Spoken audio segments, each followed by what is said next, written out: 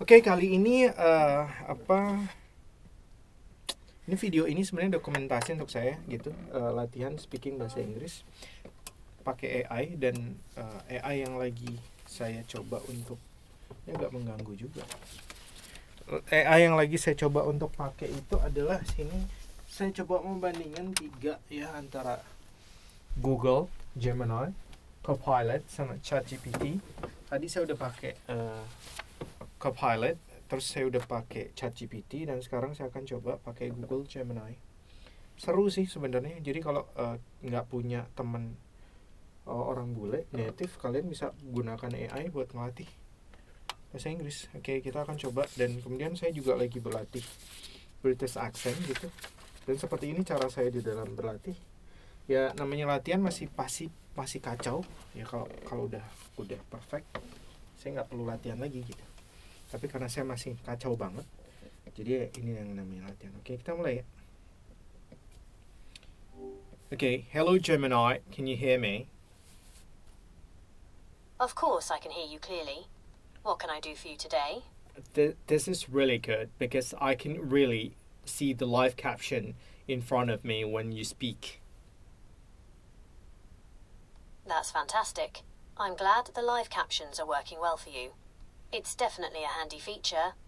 So, what would you like to chat about? We could talk about your favourite hobbies, or maybe what you're hoping to learn about. It's totally up to you. Okay. I've been thinking about practicing my English with you, maybe doing some role play. What about that? That's great. I'm excited to help you practice. What kind of role play are you interested in? We could simulate ordering food at a restaurant, checking into a hotel, or even just casual conversation between friends. What sounds most fun to you? What sounds most fun to me is like a casual conversation between friends. I think it's the most fun for me. Sounds great. Let's start with you running into me on the street. What would Running you say? into me. You just said running into me. What does that mean? Running into someone means meeting them unexpectedly. It's like you bump into them on the street or in a store, and you didn't plan on seeing them.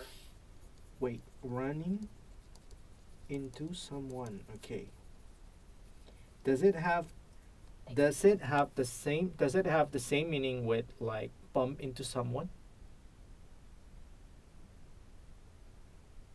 Yes, bump into someone has the same meaning as run into someone. They both mean to meet someone unexpectedly. So if you saw a friend unexpectedly on the street, you could say, I bumped into Sarah at the grocery store today. Or, I ran into Jake at the library. Both phrases are common and natural in English. So it is different between run into and run over. Yes, run into and run over have very different meanings. Run into means to meet someone unexpectedly, while run over means to drive a vehicle over something. So you could run into a friend at the store, but you wouldn't want to run over your friend with a car. Oh, if I say that she ran over her, it means that she crashed her car into that person. Is it? Yes, that's right. If you say you ran over someone, it means you hit them with a vehicle. It's Yeah, easy to it mix means up. It means you hit them. It means you hit them. Okay, it means you hit them with a vehicle. You hit them with a vehicle. Oh, this is really nice. This is really nice. Okay, so Okay. Just keep going. Keep going. What did you just? What are you going? What are you going to say? okay, here we go. Hey, what a surprise. Fancy seeing you here. Okay. How's it Hey, going? hey, what a surprise! Fancy seeing you here. Hey, what a surprise! Fancy seeing you here. How's it going? When somebody says, "How's it going?" What should I reply to that question? How's it going is a casual way to ask, how are you? You could say, it's going well, thanks. How about you? Or, if you want to be more specific, you could say what you've been up to. For example, it's going well. I just finished a great book. How's it going? Can I reply with "I'm good." I'm good is a perfectly fine response. It's short, sweet, and tells the other person you're doing well. You could also add something like, I'm good, thanks. How about you? To keep the conversation going. About what you said earlier, like fancy seeing you here. It is something that is not familiar with me because I think it is kind of like British phrases. It's a British phrase, is it? Because in American phrase, in America, I think I just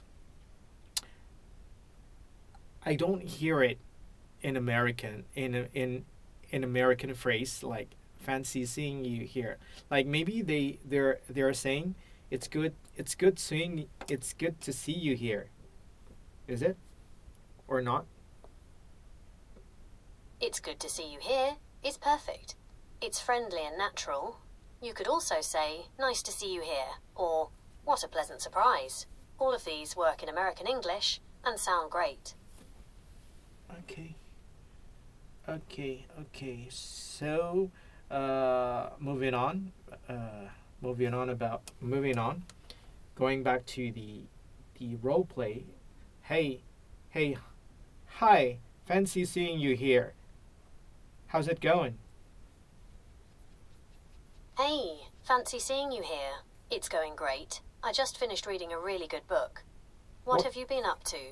Okay, I just finished reading a really good book. What kind of book? What kind of book that you read? It's a fantasy novel, full of magic and adventure. I couldn't put it down. What kind of books are you into?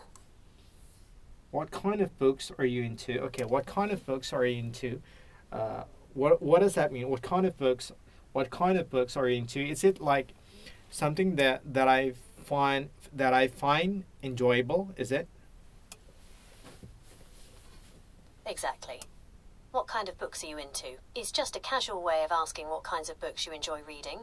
It's like asking about your favorite genre or authors. Do you have any favorite books or types of stories you like? Okay, I'm not a reader. I'm not a book. I'm not a book reader, so I do not have favorite books. That's totally fine. Not everyone is a big reader, so what do you like to do in your free time? Maybe you enjoy movies or playing sports or something else entirely? Okay, I enjoy watching movies because from watching movies I can really learn like phrases that is used by native English speakers, and then I can also see the context where they use the phrase so that I can really learn and try to use it when I speak with them like that. That's a great way to learn English. Watching movies can definitely help you pick up natural phrases and see how they're used in context. Do you have any favorite movies or actors you like to watch? I do have like Modern Family series of that kind of series. I love it because I don't know, it's really fun and also like do you know Modern Family? Yes, I've heard of Modern Family.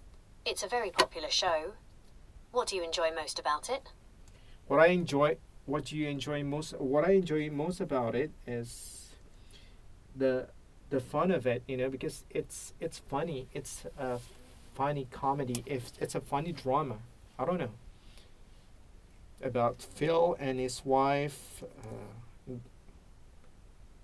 Claire. Phil and Claire have a really fun dynamic. Yeah. They do have a lot of funny moments. Okay, keep Well, going. Keep maybe going. we can role play a scene. Oh, maybe we can Great. role play. What scene should we do? Alright, let's do it. Do you have a favourite scene in mind, or should I pick one? I think you should pick one because I forgot. Okay, something went wrong. Live isn't available right now. Try again later. Okay, uh, I think you should pick one. Okay, how about the scene where Phil tries to sell Claire's old car? I do not remember. Okay, just keep going. Okay. Can you please explain All right. the narrative, or how do you say? Please explain the background stories or what? Sure. In this scene, Phil is trying to sell Claire's old station wagon, but it's not in great condition. He's trying to convince a potential buyer that it's a great car, even though it's old and beat up. Okay, beat up, beat up. You just said beat up. Okay, you just said beat up. What does that mean? Beat up means that the car is old and damaged. It's not in good condition. Does that make sense? Yes, it makes sense. Great. So back to the scene. Phil is trying to convince the buyer that this old, beat-up car is actually a classic. He's really exaggerating to make it sound better than it is. What do you think the buyer's reaction will be?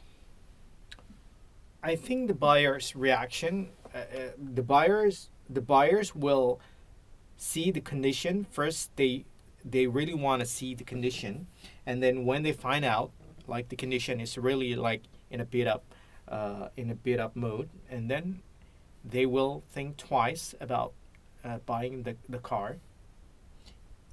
Otherwise, maybe they will keep buying the car unless the price is really cheap.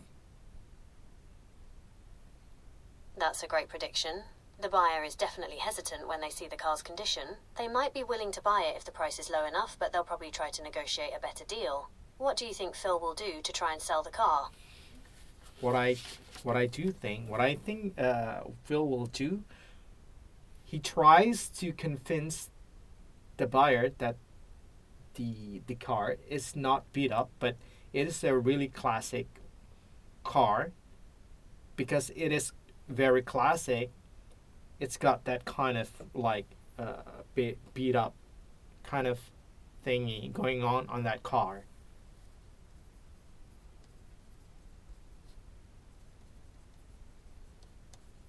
How about that?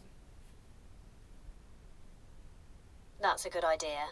Phil might try to convince the buyer that the car's beat-up look is actually a cool, vintage style. He could say something like, "This car has character. It's got that classic lived-in look that you just can't find anymore." It's got that classic lived-in look. Lived-in look.